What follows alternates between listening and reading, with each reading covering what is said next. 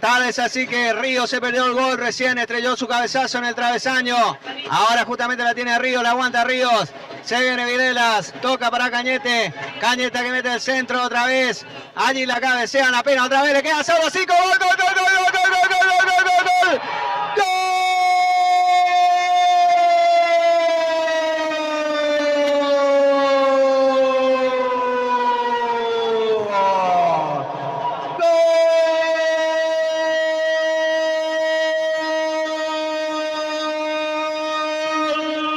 Defensores de Minera, Ramírez de cabeza llevándose todo por delante, pone a Defensores 1, Guaraní 0 en 28 minutos de este segundo tiempo.